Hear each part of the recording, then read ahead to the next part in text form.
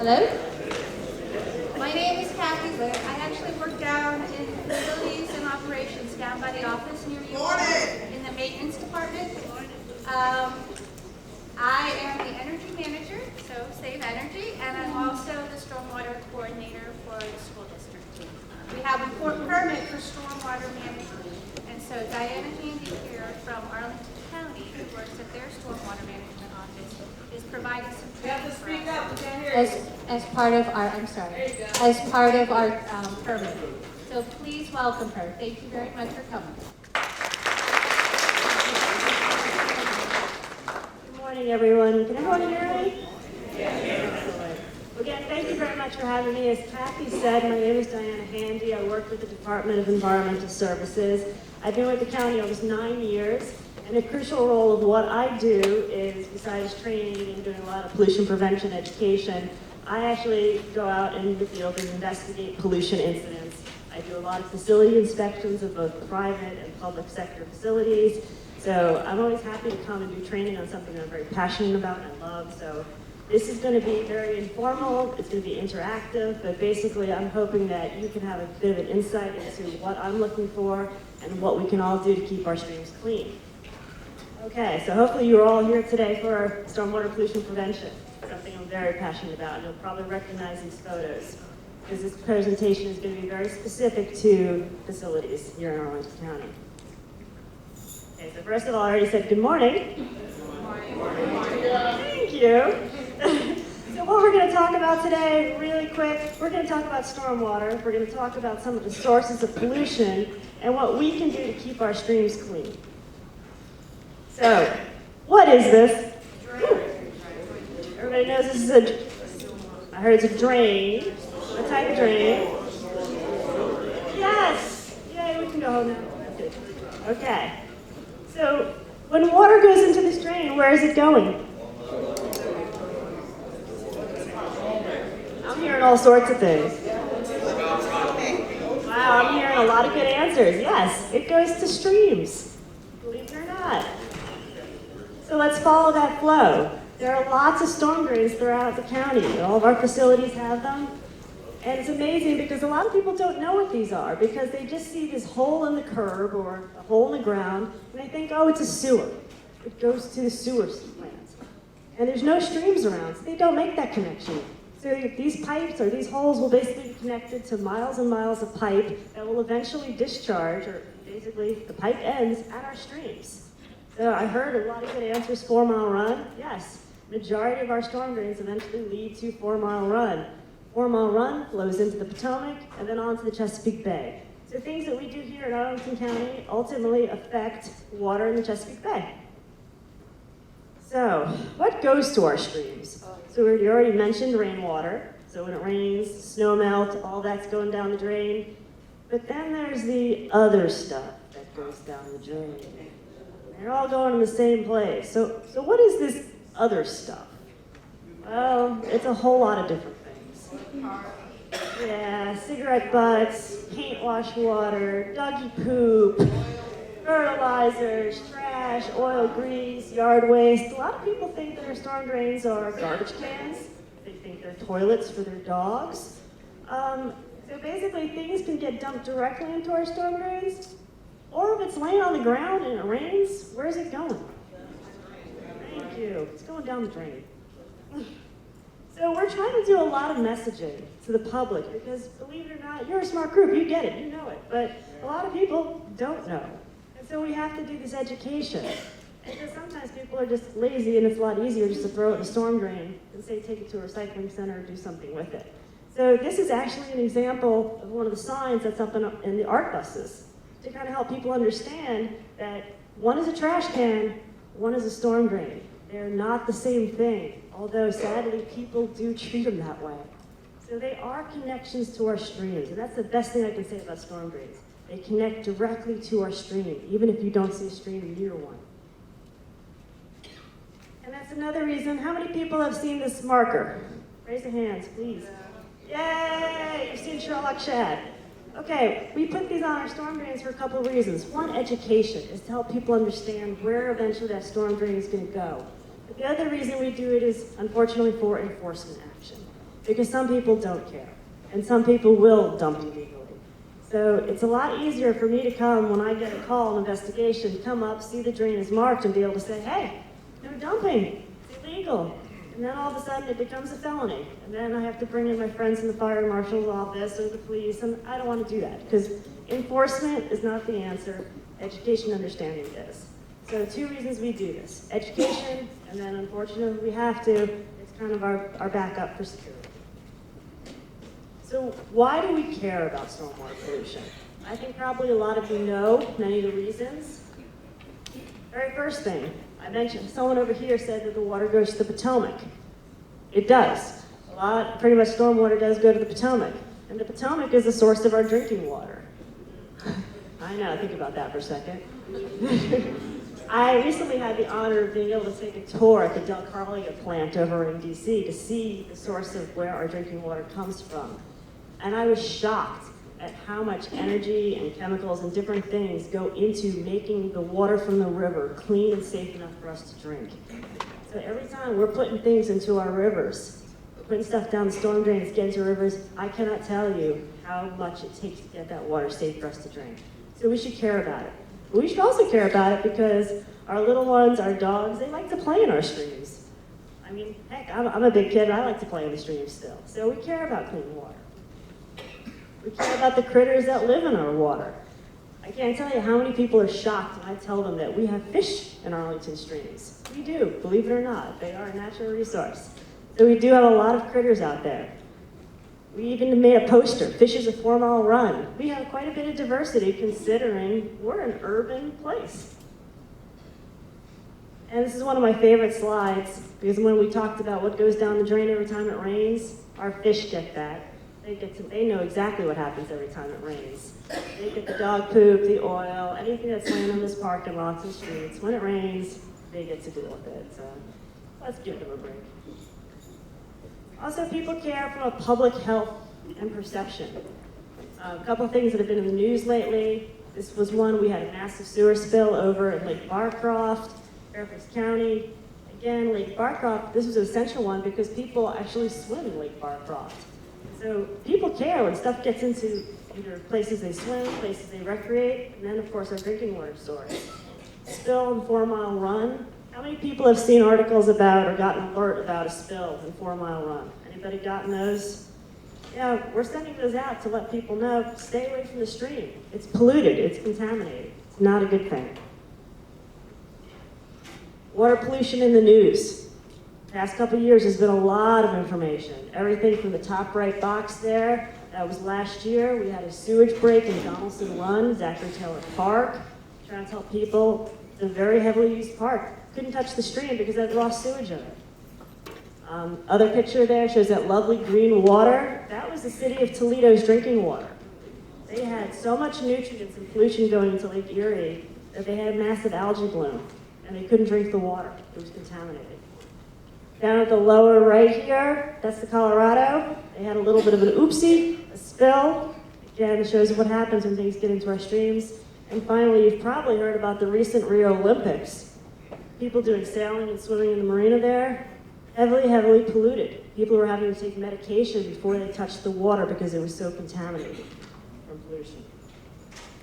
We also care because regulatory compliance issues. And I'll talk very briefly about the regs, but the regs exist for a really good reason. The goal really of the regulations is we really just want to keep our streams clean.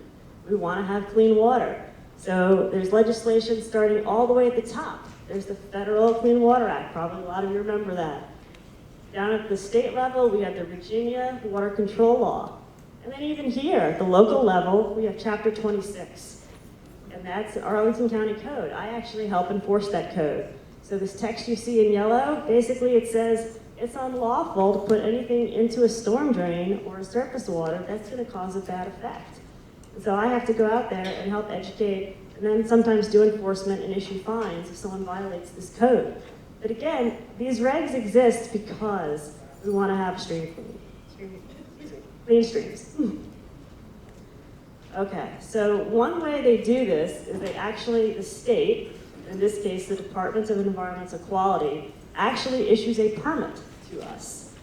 because we don't own the streams. Arlington County doesn't own the streams. The streams are actually owned by the state of Virginia. So they get a say in what goes into those streams and to keep them clean.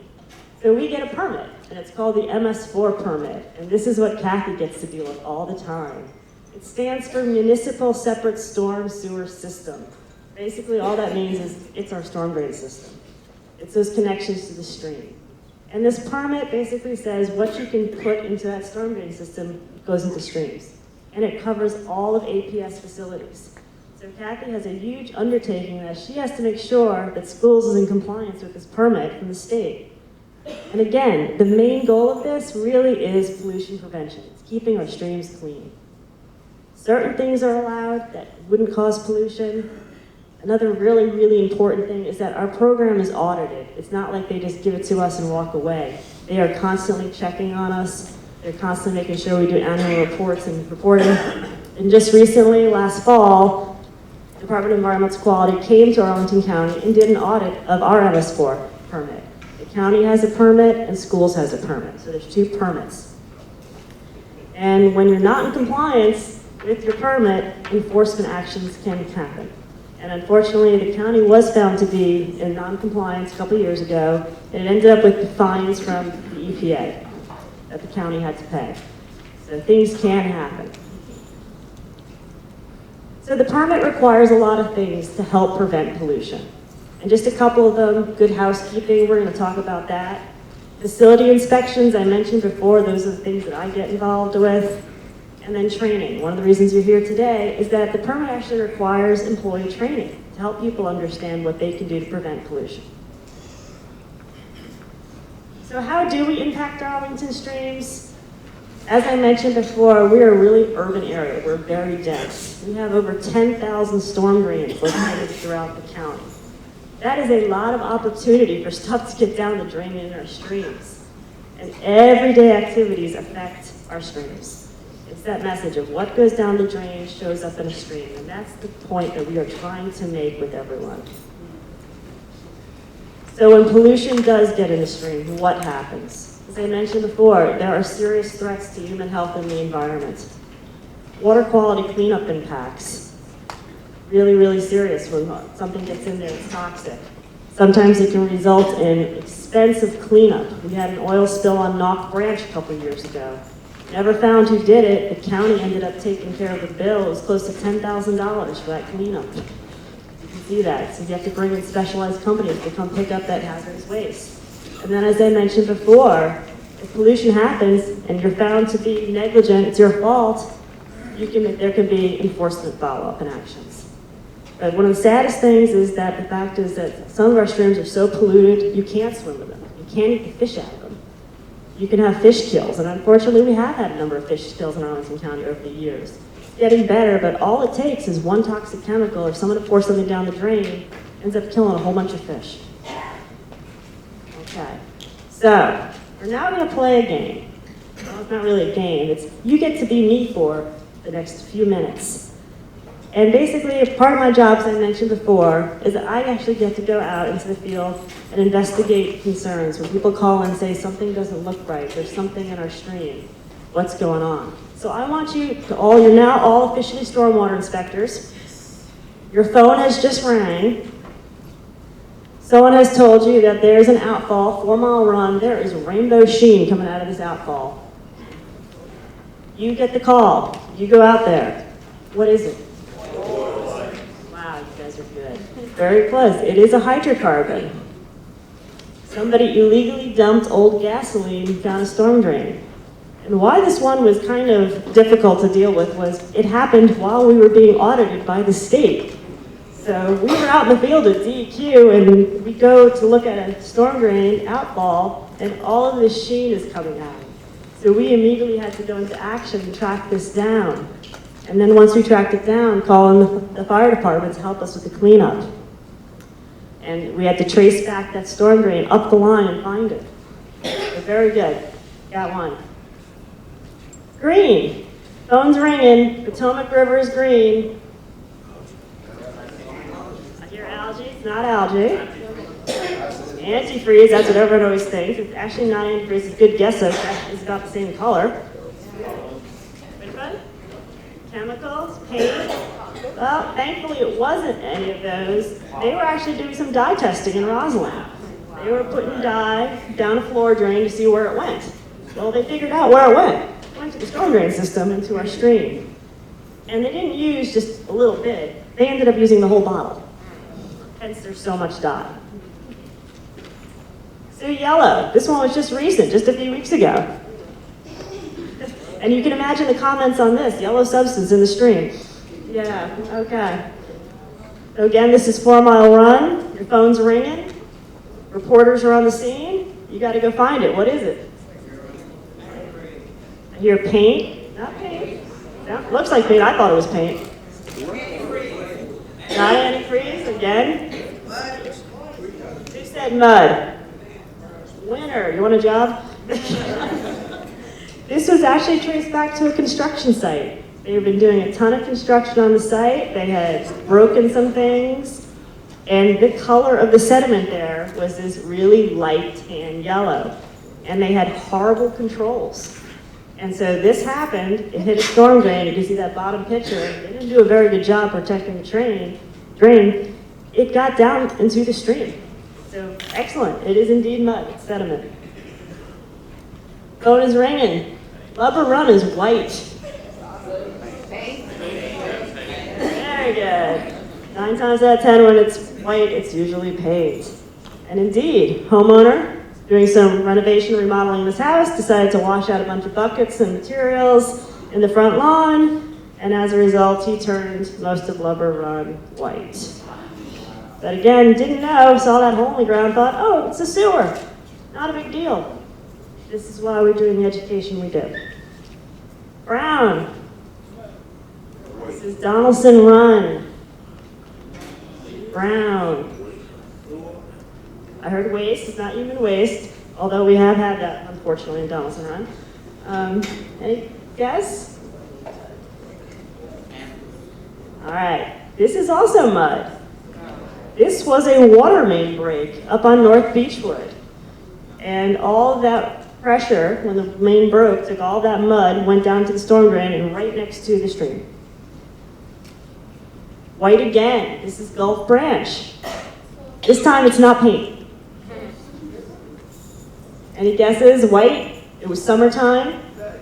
Soap? Not soap, that was a good guess. I kind of thought it was soap. We ended up doing, you would get in your car, you would drive around the watershed going, okay, what's going on? And you would find that a pool company decided to backwash some filters, and that's actually diatomaceous earth and debris from swimming pool filters from a home up in North Arlington. So driving around, you see that white staining, yeah, it's kind of the giveaway. So again, education here about we can't do that. Rainbow and gray.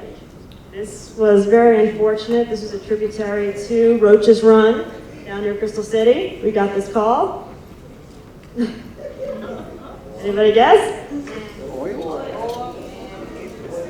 Yeah, it's oil. And? I'm hearing a whole bunch of great answers. Okay, how many people remember reading about the Dominion oil spill? You guys remember this? Back in the blizzard in January, their transformer blew up. And as a result, a couple 100 gallons of mineral oil ended up going to the storm drain and made its way down to the tributary to Roach's Run. So we had to go out there and help the Coast Guard investigate what was going on. And then on top of that, there was some construction going on. They were doing some saw cutting where they were cutting up the concrete and all that slurry that's being generated, that sludge, that also got down the drain. So we had rainbow and gray in the same stream, impacted by two different things. But again, if it's going down the drain, it's going to go to that common point, the stream. Clear. The color of our stream should be. So, excellent job, but that gives you a kind of an idea of some of the things that I get to do. So those were all from this past year, some of the incidents we got to investigate. And hopefully that helps you to understand this connection. of the fact that there are things happening, everyday things, leaking dumpsters, somebody just painting, you're doing some cleanup, thought he would just wash out his bucket in the street, not a big deal. As you can see, there's one picture, she's trying to get rid of it. Again, that storm drain leads directly to our streams, so our streams get impacted, and then that impacts us. That affects our drinking water, that affects our recreation, all those things we've talked about. So here really is this pollution stormwater stream connection. So what do we want to keep out of our streams? I think you've probably seen a lot of things that I've done, and sadly all of these photos are taken in Arlington County. But here's kind of the big list of things. Dirt, chemicals, paint, oil. We've seen, unfortunately, oil and gas likes to make its way into storm drains. Even concrete can cause problems. So there's a long list of things that can cause pollution and affect our streams. Sediment, a lot of people are like, oh, I think there's a question in the back. So you're saying soap and detergent, when people wash their cars in their driveways, you don't recommend that? That is a fantastic question. I'm glad you asked that. So under our permit, individual residential car washing is allowed. However, if it's determined to be a significant source of pollution, it shouldn't happen. And we do a lot of education promoting people or telling people and recommending that they take their car to a car wash where that water will actually go to the sanitary sewer system. But you won't wash your car at home, I mean. I know. So we ask people, don't use a whole lot of soap, but think about it. Think of the pollution impacts of washing cars. That's one of the reasons we do education about this is one car, not a big deal. 1,000 cars, a big deal. So yes, it's a great question. It's allowed, but it is a source of pollution. So if you could do it on the grass, gravel, use less soap, don't use a whole lot of water, try to minimize your impact. And now, some of the things you showed us on the picture that people put in the drain, you want them to take it in the house and put it in the house drain? I mean, I've done these things, and I'm like, where does this stuff in the house go? So if it's things like a latex water-based paint, it can go down the drain. A lot of things can be thrown out. Other things can be taken to a hazardous household waste or recycling. Oil can be recycled at most gas stations or service places. But the big thing is just not hosing it down the drain. A lot of it is a lot of things you can actually just put in your sink or bag and throw out. That's the better way to do it. It's a great question. Thank you for bringing that up. You indicated earlier that you get a call and then you go out. Do you patrol, do you have any other people in your office that actually patrol some of these construction sites to make sure that they have the proper impediments up to prevent the draining from settling from the drain? Okay, so the question was, do we have people patrolling, looking for things like construction sites, making sure they have controls up? The answer is yes. We do have construction inspectors that are out looking at active construction sites and are supposed to make sure that they're putting in the required controls. So yes, we do. And we have a phone number to call if you see something that doesn't look good. What about We'll get to that. pool cleaning companies? Pool cleaning companies, the question was, what about them? We do a lot of education to our pool companies. We send out a brochure, we have information on our website. So the rule with swimming pools, if it's clean, clear, dechlorinated, pH neutral water, it can go. Our preference is it goes to sanitary. Our preference is it goes to the ground where it can soak in and not go directly to the stream. We've had a lot of cases where our pool companies, like you saw in that one photo, they just blast it down there, and we have had fish kills. That's actually pretty common, fish kills because of swimming pool discharges. Good questions.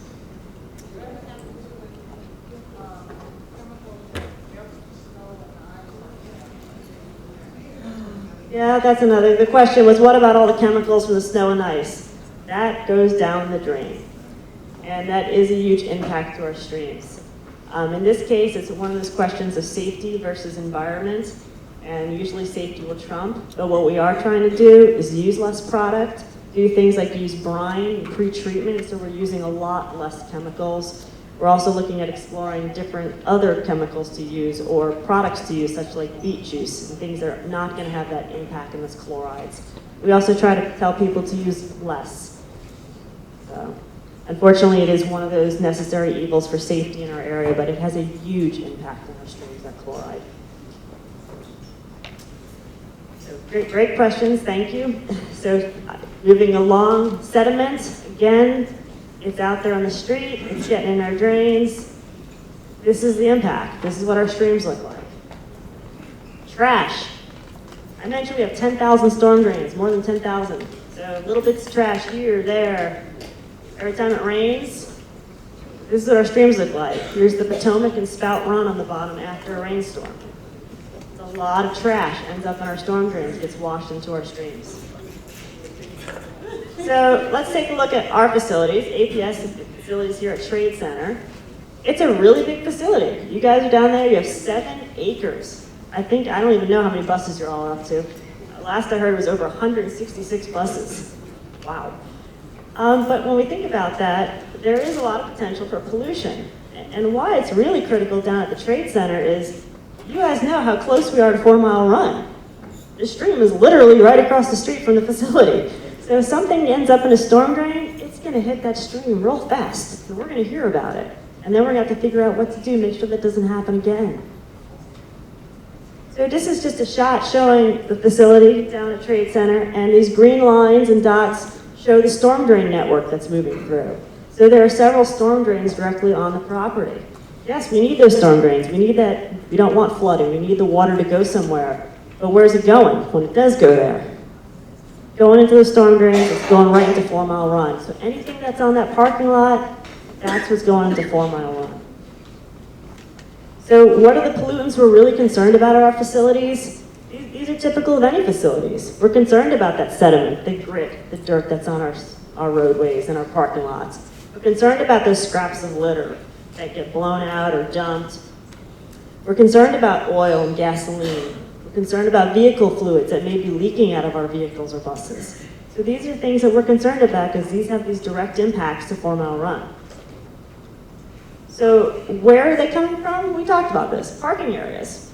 Yep, every time it rains, you get that nice sheen because of that residual oil and hydrocarbons. Our loading dock, we're transferring materials, dumpsters, we're putting trash there, but sometimes it doesn't always make it in.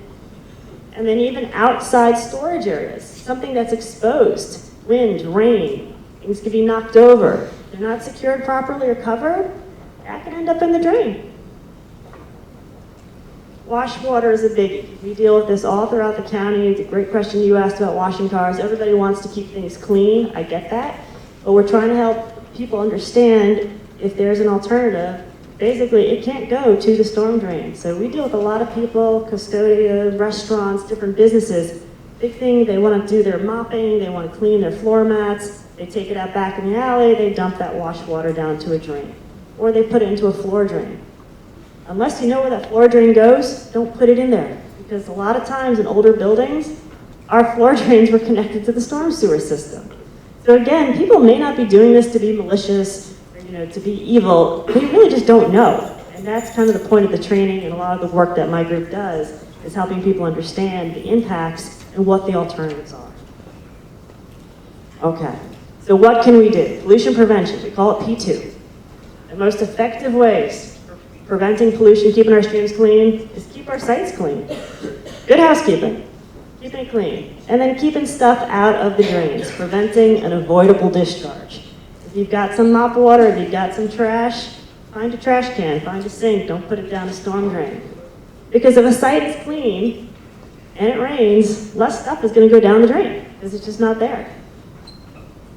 So these are the big P2 hacks. These are the ones that we're talking to all of our facilities and our folks about, is making sure we properly dispose of trash and we pick up litter. That we cover exposed loose materials. We got a stockpile of sand, or we got a stockpile of salt or something out there, mulch.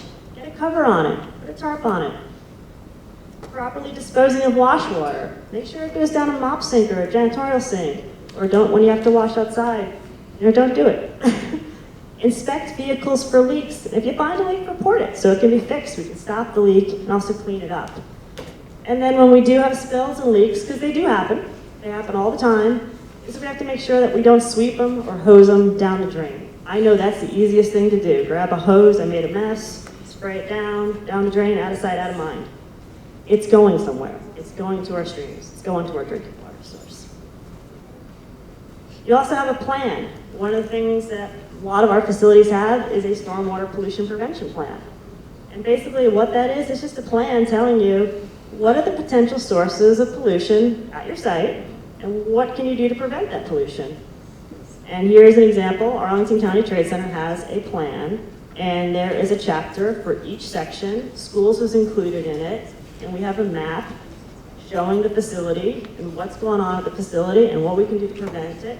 And one of the other things we do is we do inspections to make sure we're keeping our sites clean and how we can do better.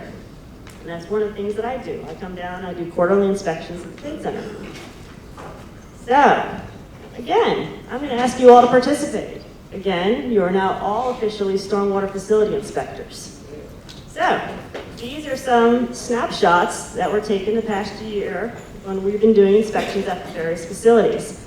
I want you to tell me, thumbs up, it's good, we prevented pollution, or thumbs down, we got an issue. Okay, bunch of dumpsters and garbage cans. What do you think? Good. Universally, am I hearing thumbs up? Thumbs up. Yep, doors are closed, lids are shut, trash isn't on the ground. That looks good to me. I'd say that's gold star pollution prevention right there. Okay, here's your facility. This should look awfully familiar. What do you think? Thumbs up? Nice. Yeah, it's clean. Thumbs up. Looks good. Keep that way, thank you. Hey. I heard it. Yeah. Does that look familiar, guys? So, but again, things that could be worked on. So here's what we would do. We'd say, hey, here's some issues. Let's keep the doors closed. Let's pick up the trash. Let's make sure stuff is stored right. Let's keep that out of our stream. Not a big deal, but things sometimes we have to deal with. Okay. What do you think on this one? Down. Okay. Why down? Now, just to tell you what these are, all of these are drip pans and pallets to catch drips and leaks. You said thumbs up? Yeah, thumbs up. You're finding leaks, we're addressing them, we've got stuff to prevent it under there, different types of drip pans. That top right picture, that's actually absorbent material. They've been having a lot of problems when they're parking buses over at the Equipment Bureau or any type of large facility. So now they can park stuff there, and that black material matting actually absorbs things like oil, gas, things that might be leaking. So it keeps that from going down the drain. So yes, thumbs up. Lovely. What are you thinking? Thumbs down? Thumbs down? Yeah, a lot of trash and litter, very common. Stuff blows out of dumpsters, out of cars. Sometimes people get a little lazy. Let's face it, it happens. Cigarette butts, that's kind of a biggie with us. And I get it, but please don't do that. Put it somewhere. Because guess what? Next time it rains, cigarette butts in the drain, it's in the stream. Look familiar? What are you thinking?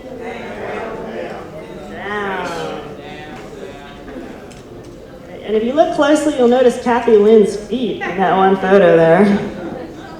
Those are some leaks that have not been addressed yet. But again, when we do these inspections, we can find little things like this, and then we can prevent it, fix it before it gets down the drain. That's why these facility inspections are really actually very important. Okay, this is the trick one. I'm hearing up, and I'm hearing down. You're both right. Sediment buildup in the parking lot needs to be removed, so that's bad, but inlet protection, those booms are there protecting the drain and keeping that trash and sediment from going down the stream. So it's actually both. So we want that there. I don't know how many of you have seen those in your parking lot. They're there to keep the sediment, keep the hydrocarbons, keep the trash from going down the drain into 4 Mile Run. So, but they do need to be maintained. And as you can see, a lot of sediment builds up, particularly in the winter when we do sanding and salting operations. All that stuff's on there, gets washed down to those storm drains. What do you think? Not as confident on this one. You guys got it. Exposed materials, things that are left Got a couple piles of dirt, some salt and sand left over, a couple open containers. If it rains, where's it going? Down the drain, you got it. Okay, excellent. So that just kind of gives you an idea of the things that we're looking for. Again, not major, but all these little things. I keep talking about 10,000 storm drains. We're just a small piece of the puzzle, and we have to keep our facilities clean. So stuff happens. I mentioned that before. Be prepared. So spills and discharges do happen. I know they do. I see it every day. Again, it's not intentional. Accidents happen. So small spills, clean up using spill kits. Hopefully you guys know that you have spill kits at your facility. I don't know if you carry them in the buses. Probably not. But if it's a small spill, you can get a spill kit, call your supervisor, get help. If it's a larger spill or you can't deal with it, go ahead and definitely get help. And the number here, there's the 558-222 number, which is non-emergency. But also, if you can't remember that number, just call 911. Particularly if it's a big spill and it's involving gas or oil and it's going to the storm drain, just call 911. What this does is it dispatches the Arlington County Fire Department, the hazardous materials team. They will help, they will come out, they'll help put booms down, and they'll work with us on hopefully, if it did get to the, unfortunately, if it did get to the stream, they can get some booms up and contain it before it gets too far. So this is actually a shot of one of the spill kits down at the school's facility. It's over by the generator under the deck, and there's a little sign that says spill kit. I also have seen that you all have probably some yellow buckets or what like trash cans. Those are spill kits with materials in them. One thing that we're trying to work on is the fueling stations. When we're fueling our buses, drips, leaks, it happens. So we're trying to tell people, just clean it up. Very easy. There are materials right there at the fueling station. Absorb it down, step on it, sweep it up, put it in the bucket that says use stuff, good to go. We recently put some signs up. I don't know how many people have noticed those, but we're trying to get people to understand. Clean it up, help us out. Okay, so an example, again, stuff happens. This is a small spill. This is solid waste. One of their leaf trucks was out there. They basically busted a hydraulic line. It happens. They had a spill kit on their truck. They deployed it. They knew how to deploy it. They kept it. Put it out there, and guess what? That never made it to the storm drain. Our streams were not impacted because they knew what to do. Unfortunately, larger streams or events do happen in the field. Our friends at Water Sewer Streets, they had an engine piston that blew, went through the engine block, and resulted in the loss of a lot of oil all the way down South Glebe Road. And it had just rained. So guess what? That stuff was spreading awfully fast. So we had to shut down the road, call in the fire department, call in our cleanup contractor, and unfortunately in this case, it did make it to the stream. So we had to do basically what we call a lot of outfall diapering. Basically we had to put the stuff down to help soak up all that oil that's now in the stream and prevent it from moving downstream. So stuff does happen. And when it does happen, we just want to have people understand it's important to report it. It's very, very important, especially if you're out in the field, you're walking through a park and you see something funky. And use your best judgment. You know, we don't want people calling 911 if it's just rain and the stream's a little muddy. But if you're seeing heavy rainbow sheen, if you're seeing something blue, green, it's really bad, go ahead and call 911. The faster people call, the faster we can respond to it, we can investigate it, and hopefully find the source and clean it up. And if you can, take photos. Because 9 times out of 10, if someone sends me a photo, I have a pretty good idea of what the source could possibly be. Just like you guys saw those photos and you were like, hey, it's paint, hey, it's dirt. At least you have a clue what the source could be. So here are some numbers, and I'll make sure that Kathy gets this information out. Again, if it's something serious, 911. We do have the emergency number. Water, sewer, streets, they're our point of contact. So unfortunately, as I mentioned before, things happen. We do have sewage breaks or overflows. We have aging infrastructure. We have water main breaks. You see something like that, they have a 24-hour hotline. It's the 655 extension. And then if anything does get down the storm drain, we ask that our office get called. Usually we'll be notified if it's something big, but we have to report and track things to the state as soon as we have these problems.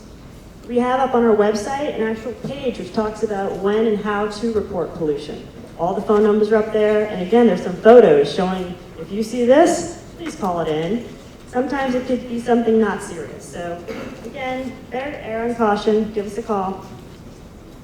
So I'm going to wrap it up with summary. Pollution prevention, it's all of our jobs.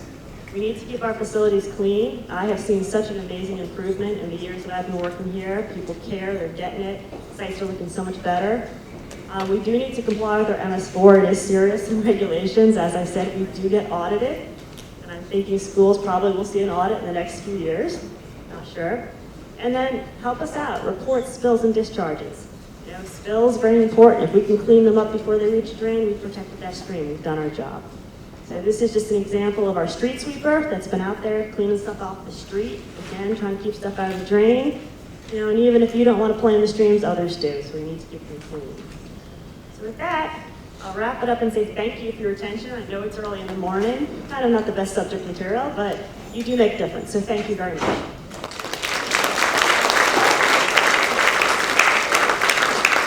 Any questions? Nope. Thanks, guys. Really appreciate it. Oh, wait, there is a question. Okay.